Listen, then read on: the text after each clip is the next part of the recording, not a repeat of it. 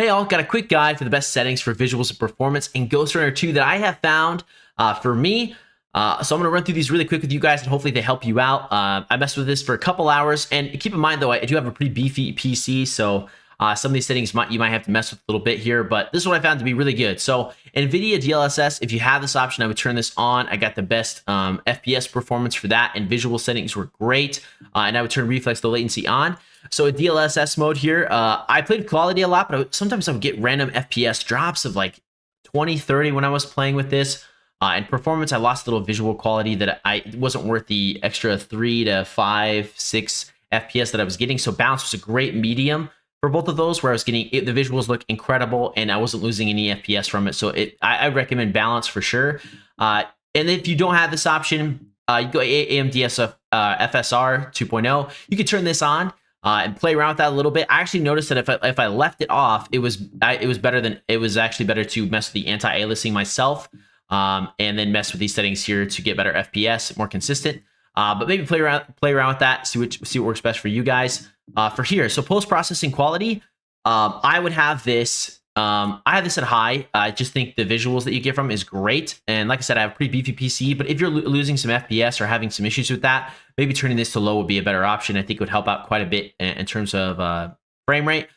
Shadow quality, I have it medium. I haven't turned it off, but a lot of people have it off. It's completely a preference. It doesn't mess with FPS a lot, but I like having some kind of shadows there.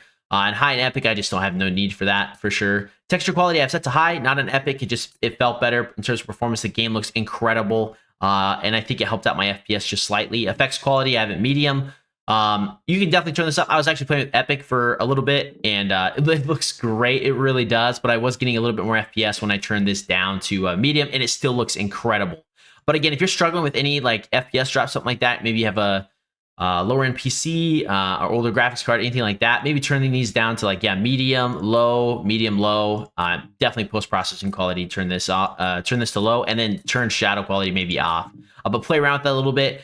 Brightness, definitely up to you guys. Blur, I would turn this off for sure. Just liked it more. Gore effect, up to you guys. Frame rate limit, I actually preferred having a frame rate limit on, definitely. I just like having a consistent FPS. I was on unlimited. I was getting around 180 to 190 frames per second. Which is really good. Sometimes over 200, but there were random just drops down to like 140, 130 sometimes. I played around with 144. It was pretty good. I was just getting some drops from time to time. I never dropped below, I think 120, maybe random times or anything like that. But I kept it at 120. It looks great, feels great. And I do recommend having this set to something. But it's up to you guys for sure. VSync, I would turn this on. So basically, it just helps to eliminate screen tearing, and it syncs your game's frame rate to your display's refresh rate. I almost have this on in almost every game I play.